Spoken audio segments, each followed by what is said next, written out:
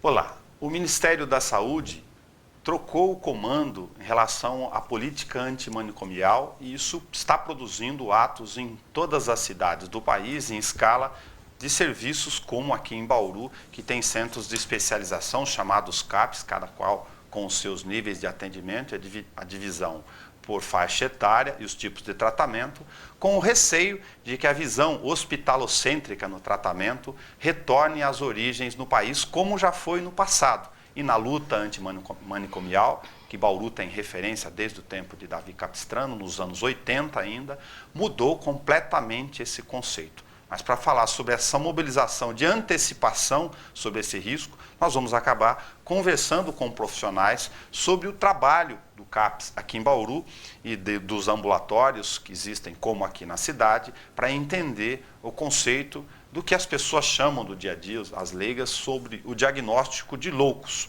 Dizem que de loucos todos temos um pouco, numa linguagem muito simples do dia a dia, sem nenhuma brincadeira, mas para falar da visão do leigo. E aqui está conosco a Josiane Fernandes Lozija mesmo, né? Isso. Assistente social, coordenadora do CAPS AD3. Nós vamos entender essa questão das siglas e das separações também do atendimento infanto-juvenil, no caso dela. E a psicóloga Thaís Helena de Oliveira, que é coordenadora do ambulatório municipal. Em vez de a gente falar do cidadão primeiro, que o Ministério da Saúde alçou lá e que levou vocês a virem aqui na Câmara Municipal, estão se mobilizando em relação a essa questão, eu ia pedir para vocês explicarem na origem, porque a gente vai entrando no conceito até para posicionar quem está em casa. Eu falei muito sobre isso. O diagnóstico sobre o que a gente chamava de louco mudou muito, aliás, tem um estigma relacionado a isso. Por favor, podem escolher. Eu acho que hoje o grande desafio do serviço de saúde mental é romper com esse estigma do louco, né? Porque existe um preconceito enorme. Então, hoje a gente, dentro dos serviços, a gente brinca um pouco com a palavra louco, mesmo nos protestos a gente até faz cartazes, né? Somos loucos uns pelos outros, a gente brinca um pouco com a palavra, mas mesmo no esforço de romper com o estigma, porque a nomenclatura que a gente utiliza é de pacientes com transtornos mentais ou com sofrimentos psíquicos, são os termos que a gente utiliza dentro dos serviços hoje. Agora, isso tem uma abrangência gigantesca, desde a questão do álcool, das drogas em todas as suas tipologias de consumo. Quais são os pacientes mais comuns de vocês? Então, até retomando um pouquinho do louco, né? Eu acho que a loucura, a gente diz assim que o mecanismo nosso psiquismo é tão genial que ele utiliza de algumas, né, algum mecanismo para sobreviver diante do sofrimento psíquico. Então, por isso que a gente fala que todos nós somos sujeitos a estar louco, né? Porque às vezes a gente não sabe diante do sofrimento como que o nosso psiquismo vai lidar com isso. E a mesma questão quando a gente fala do álcool, né? Assim, por que as pessoas usam álcool, né? Você falando álcool, o crack e outras drogas. O álcool é uma droga que ninguém fala que é droga, porque muitas pessoas adoram tomar cerveja e vai lá e usa isso de forma muito comum, né? Sim. Mas aí quando a gente fala da droga, a droga está muito ligada, as pessoas não pensam na droga, no tabaco e no álcool, que são as drogas com mais dificuldade. O maior problema de saúde pública é o alcoolismo. São as pessoas que fazem o uso de álcool. E não as pessoas que fazem o uso de crack. Mas quando a gente foca na droga, a gente pensa, o crack, o maconheiro, o craqueiro, que vem dentro dessa lógica da loucura.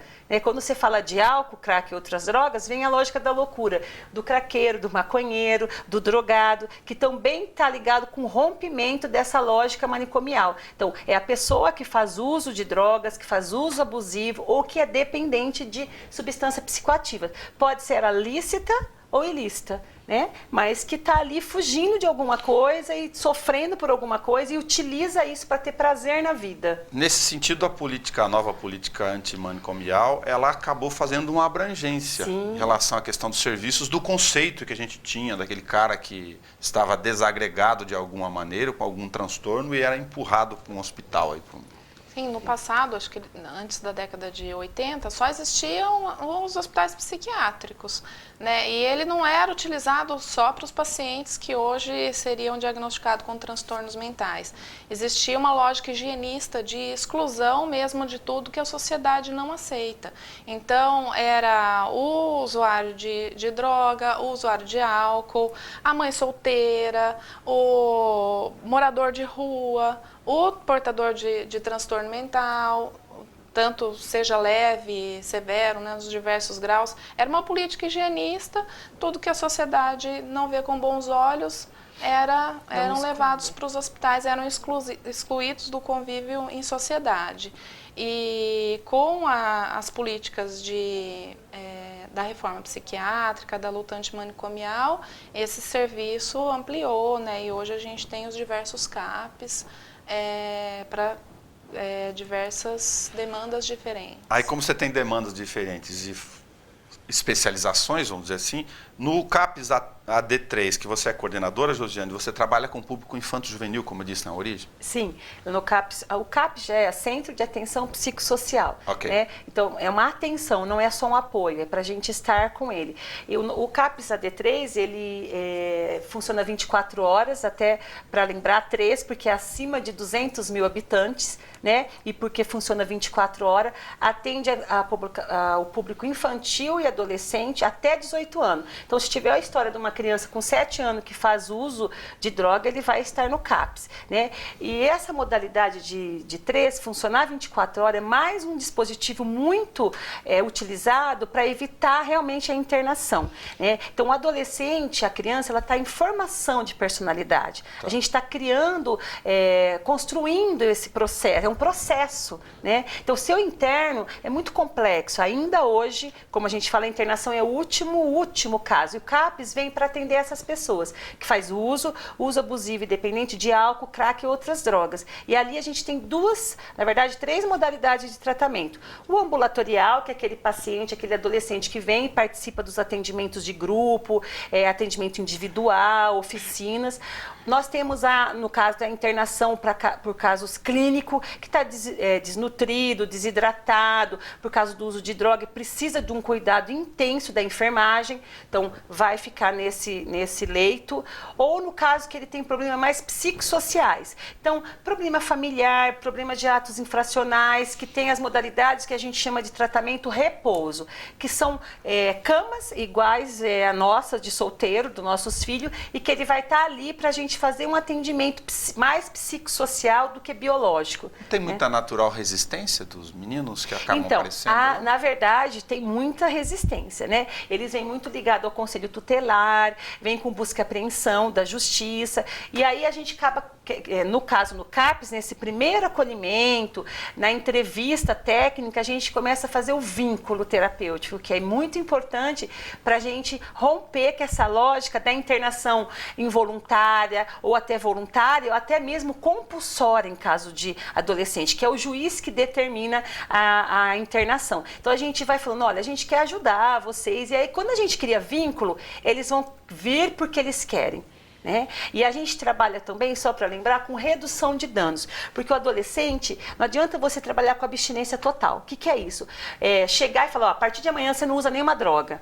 Né? Porque a droga lá o pedacinho lá do iceberg, o resto que é família, a questão da escola, a questão da cultura, nós vamos trabalhar tudo isso e tá mostrando para ele o que essa droga tem significado na vida dele, para ele ter prazer além da droga. É complexo, né? Claro. Tem o prazer de estar com a família. Tem adolescentes que chegam lá e querem uma mãe, querem um pai, querem uma família. Esse é o grande problema das pessoas, né? Do público que eu atendo adolescente. Porque as pessoas não têm esse vínculo familiar. E aí, essa abordagem faz com que ele queira estar lá. Né? Então, a gente vai vai aos poucos criando esse vínculo né, e mostrando que ele é um cidadão, que ele é reconhecido como sujeito, que isso também fala muito da reforma psiquiátrica, da luta antimanicomial. Ele é um sujeito de escolha. Eu não vou forçar, eu falo que eu não vou te amarrar, eu não vou impor, eu quero que você entenda que a gente está aqui para estar com vocês. Eu acho que aí é o caminho que a gente consegue, né, fazer ele pensar a droga na vida dele, né? Como divisão etária, Thaís, no teu trabalho da coordenadoria já tem um público acima de 18 anos. Aí, também aproveitando a experiência de vocês para o leigo, tem a conceituação de os transtornos mentais graves. De que casos nós estamos falando aqui? Hoje, dentro da RAPS, que é a Rede de Atenção Psicossocial, existem níveis de atenção. Os casos que são considerados leves e moderados, a RAPS prevê que sejam atendidas nas unidades básicas. As unidades básicas têm condição de atender os casos de depressão, de ansiedade, de pânico, né? As unidades de referência, que são os ambulatórios e CAPs, eles atendem os transtornos severos e persistentes, que são as esquizofrenias. Na verdade, está muito ligado à questão de ter alucinações e delírios, né? Tá. Se estão presentes delírios, Se alucinações... tiver presente delírio ou alucinação, é caso no caminho. São considerados casos graves. Aí dentro do serviço vai ser feito o diagnóstico adequado, se são esquizofrenias, transtornos bipolares. Né? Agora, a gente estava citando aqui, esquizofrenia, transtorno bipolar, depressão com sintomas psicóticos. Para o leigo, vou voltar nele, não tem jeito, para aproveitar a experiência de vocês, não parece algo muito tranquilo assim de definir, até porque há uma confusão generalizada em torno até do conceito, como a gente comentou no início. Para quem não conhece, são todos, de certa forma, aspas, loucos. Fecha aspas. Dentro do serviço de saúde mental, existe o acolhimento da equipe especializada, né? Esse acolhimento, a gente usa essa palavra, que ele é uma escuta qualificada. Claro. Né? O profissional ele vai se debruçar sobre aquele caso, sobre aquela queixa. A gente tem alguns itens que a gente investiga, né? Para saber se aquele caso é um leve, moderado, que tem condição de estar indo para a rede básica ou se fica no nosso serviço. Quando a gente pensa na expressão ambulatório no serviço de saúde, a gente pensa em questões temporárias de tratamento. E aqui nós estamos falando de transtornos mentais graves. Há alguma relação entre as duas questões? Na verdade, o ambulatório aqui em Bauru, ele tem um funcionamento que, na verdade, ele é idêntico ao funcionamento de CAPS. Não somos CAPS ainda por uma questão de credenciamento, que aí entra nessa questão até do Ministério, né? Entendi. Mas a gente tem um funcionamento idêntico ao funcionamento de CAPS. Somos ambulatórios só na nomenclatura. Entendi. Mas daí, para mudar a questão do credenciamento, a gente vai chegar na questão de política para entender no dia a dia. Um dado para a gente entrar no nosso problema aqui que motivou a mobilização de assistentes sociais, psicólogos, coordenadores, enfim, todos os multiprofissionais que estão ligados a esse assunto. O Ministério da Saúde adota como política antimanicomial há um bom tempo já, por sorte, a ideia de que juquiris devem ser extintos no conceito higienista que existia. Barbacena nunca mais, não é efeito de linguagem aqui. Aí leva para a direção, a coordenação desses serviços, um sujeito que tem, vou usar a expressão leve, gosta dos hospitais. Esse médico que foi nomeado agora no cargo de coordenador nacional de saúde mental, ele tem um histórico de ter dirigido um dos maiores hospitais psiquiátricos privados da América Latina, com denúncias graves de maus tratos a pacientes no Rio de Janeiro. No Rio de Janeiro. O Dr. Eiras de Paracambi, no Rio de Janeiro, esse hospital. Então, tirando uma pessoa, que é o Dr. Roberto Ticanori, que foi precursor no movimento da reforma psiquiátrica, tendo inclusive instituído o primeiro NAPS do país, que foi em Bauru. Em 1987. Isso. Entendi. Tá, e vocês têm informações à distância aqui, mas das razões pelas quais o Roberto Ticanori deixou? E são questões bem pessoais, né, do ministro, e a gente está se mobilizando nesse aspecto mesmo, porque que nem no hospital tinha muita questão de eletroconsulta convulsoterapia, tinha violação de direitos, não tinha roupa, não tinha nada. Então a gente tem muito receio de retroceder, né? Tá. E o Ticanor, ele é assim, ele é um cara que, e, além de tudo, é um cara técnico que vivenciou a prática e ele é científico, ele é um cara que estuda, que tem artigos publicados, que busca, né, nesses cursos que a gente faz sempre, né, disposto pelo Ministério, ele está sempre ministrando aula. Então, é um cara que a gente sabe que vai dar continuidade nesse processo da RAPS, né, que é de 2011, essa rede, né, que a gente fala atenção psicossocial. Então, qual que é o objetivo realmente? Que não dá para um médico, né, que não tem essa história, que tem envolvimento com o hospital psiquiátrico de uma forma intensa, ele provavelmente vem com essa visão. Essa é a nossa grande preocupação, que a visão que o hospital, que tem muitas pessoas que ainda na década que nós estamos, acreditam no hospital como primeiro né, plano de tratamento é a internação. Sim. E a sociedade, por muitas vezes sofrer com aquela pessoa com transtorno mental grave ou com uma pessoa que faz uso de, né, dependente de substâncias psicoativas, ela quer internação. Dá para entender? Então, se vem uma política que vai de um encontro ainda, que muitas vezes a população quer uma coisa paliativa, a internação é paliativa. Eu tiro o problema da minha casa, eu tiro o delírio, eu tiro a alucinação, eu tiro o adolescente que usa droga e trafica e tranco ele. Estou falando no sentido, tranco. Claro, aí eu vou trancar por quanto tempo? E aí, lá fora. Então, a nossa preocupação é que muitas pessoas leigas, que não têm conhecimento, ainda buscam essa internação. E até pagam clínicas particulares, tenta buscar isso como recurso, porque é complexo fazer um tratamento mesmo dessas pessoas, né? Tem que fazer parte do tratamento a família, tem que ter envolvimento, é muito complexo. Então, a nossa preocupação maior é que o Ticanor já está há muitos anos, nós conhecemos ele aqui de Bauru, a gente sabe da forma que ele trabalha e que ele vem construindo aos poucos, né? É um trabalho muito complexo. Lembrando que o Brasil, ele é reconhecido no cenário internacional com a luta, né? Entendi. Internacional com essa política, que teve vários países. A gente usou muito o modelo da Itália, né? A gente teve esse modelo da Itália com Franco Basaglia, que é um psiquiatra que rompeu realmente, né, os muros dos hospitais para buscar isso. Então a gente quer continuar sendo referência internacional, né? Existe a indicação ainda para para tratamentos em unidades hospitalares. Existe. Quem Hoje define? a gente ainda existe o recurso de internação, mas ele é regulado pelas unidades de saúde mental, como os CAPs e ambulatórios, né?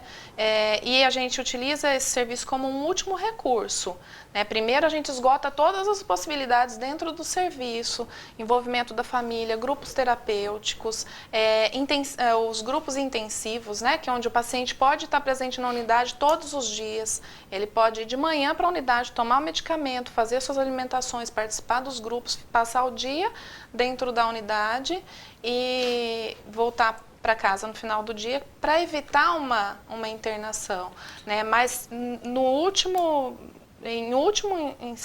última instância pode ser utilizado, mas quando utilizado ele tem um tempo máximo de permanência no hospital, 45 dias, e o tratamento nos hospitais também mudou muito com relação A reação ao em relação a todos os profissionais que estão ligados a essa política em todo o interior do país, então, de forma muito objetiva, é de receio dessa visão desse profissional ser destinado à questão do hospital, tendo a internação como elemento base, por causa da experiência dele ligada à área, em detrimento aos serviços que estão em andamento aqui. Porque a gente vê muito resultado positivo. O paciente muitas vezes chega com um transtorno grave, num surto psicótico, e a gente consegue, as equipes multiprofissionais conseguem conter essa crise dentro do serviço sem precisar de internação. A gente vê isso no nosso cotidiano, a gente vê isso acontecer diariamente. Quando tem participação da família,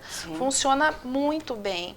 Então, esse o nosso maior medo, assim, de muitas vezes precisar internar, né? Hoje a gente usa até o slogan trancar não é tratar.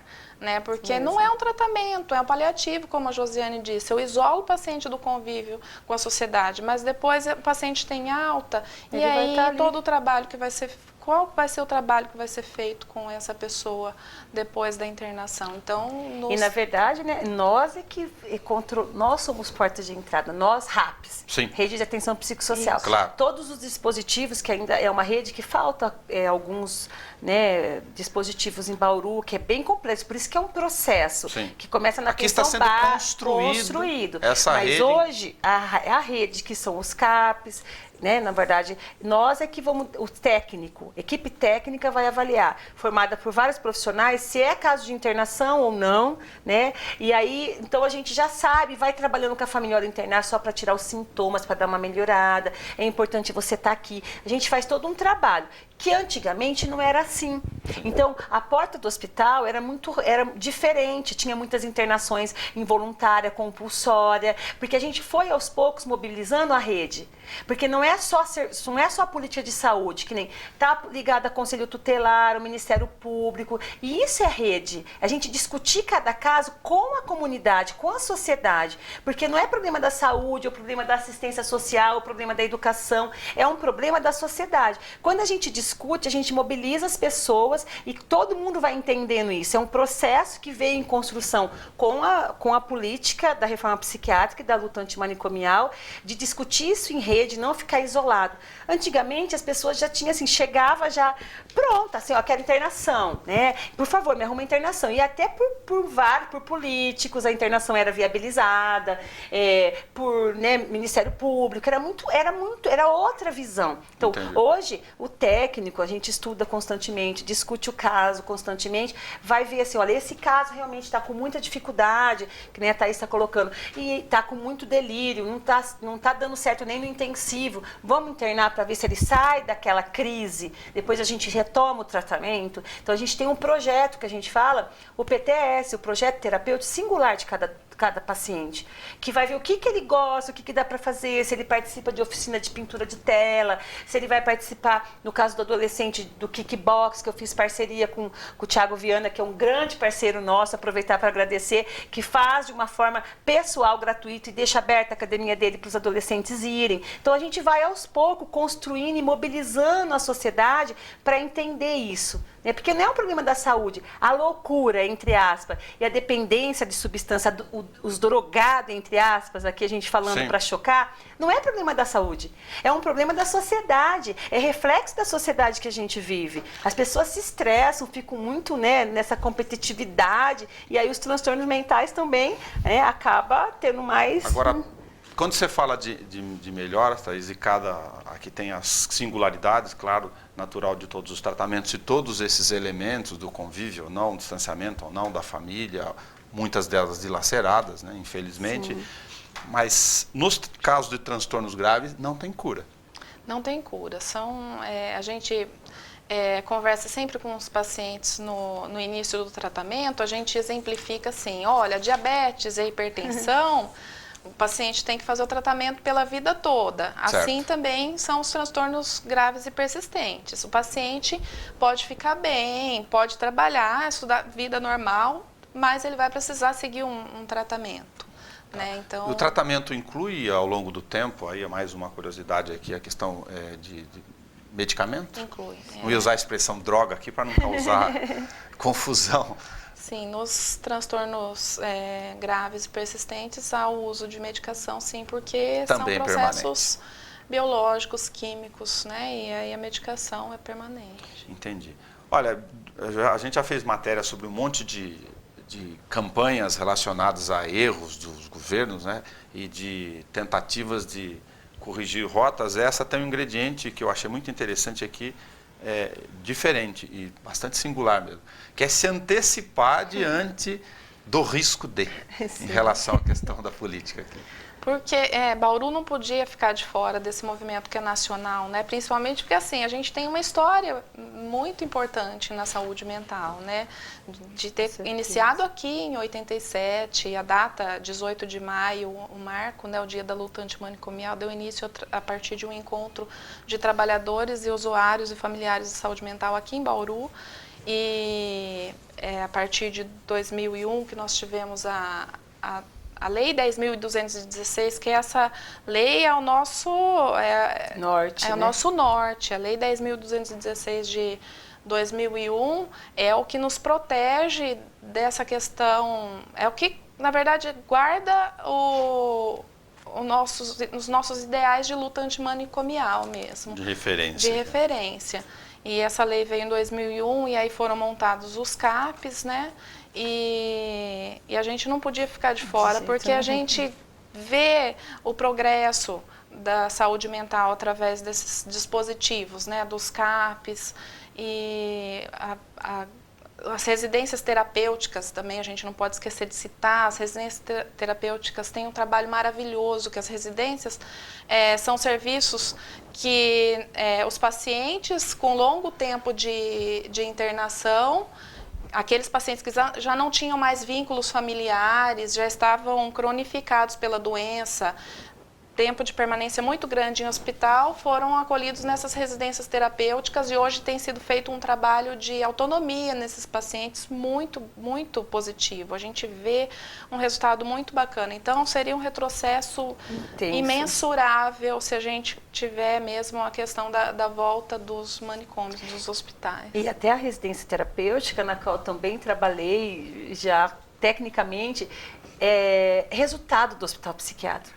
Então, quando a gente aqui, o hospital Sebastião Paiva, o conhecido Hospital do Paiva, fechou, então a gente viu a questão da cronificação da doença. Então, assim, uma pessoa que tinha uma crise convulsiva com 15 anos, a gente tem um paciente hoje adulto que foi internado com 15 anos, ficou 42 anos internados. Então, assim, a gente sabe que a internação, né, se ela retroceder e ficar longo tempo internado, o que acontece? A pessoa perde subjetividade, perde a identidade. Tinha paciente que não sabia nem como se chamava. A gente teve que construir identidades, construir o que ele gostava, o que ele não gostava. Então, por isso que a gente tem concreto o que o hospital fez com longo períodos de internações, né, que a gente fala tanto de Hitler, né, e nós fizemos aqui, quando a gente fala em Barbacena, foi um horror.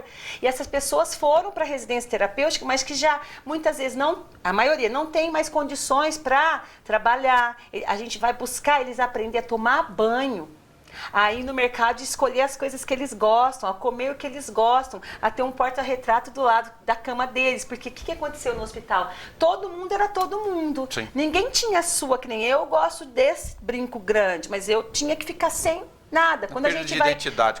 quando a gente vai internada no hospital hoje geral para uma cirurgia, o que fazem com a gente? Põe uma touquinha, põe um negócio no pé, você põe um camisolão e vai para qualquer intervenção. Eles tinham essa roupa, todo mundo igual, comiam com não comiam. Quando a gente foi para residência, eles não sabiam comer com garfo, nem com colher, comia com a mão. Então, eu acho que é só para a gente ilustrar essa nossa grande preocupação e aí a gente, né, retroceder com esse hospital. E com o CAPES, a gente viu, né, no movimento que a gente tem os usuários colocando quanto traz benefícios para ele. Né, a longo prazo, com bastante, né, trabalho de uma equipe qualificada, porque não é qualquer pessoa que trabalha dessa forma. Então, a gente sempre tem que estar estudando, buscando isso, e você fala, nossa, está dando certo, né, Thaís? Esse daqui conseguiu mesmo, às vezes, tendo um delírio residual, que é um delírio que vai permanecer com ela, mas a família vai entender, vai saber lidar, vai fazer manejo de crise até em casa. Então, a gente sabe que é possível trabalhar com a RAPS e que a internação de longa permanência não traz nenhum benefício.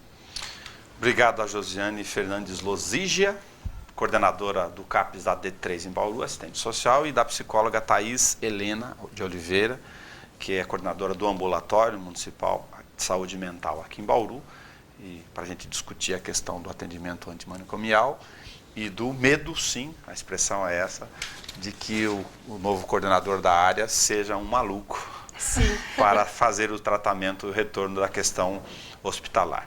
Em Brasília já tem tanto problema que não crie mais um. E como a gente colocou, né, nenhum passo para trás, manicômio nunca mais.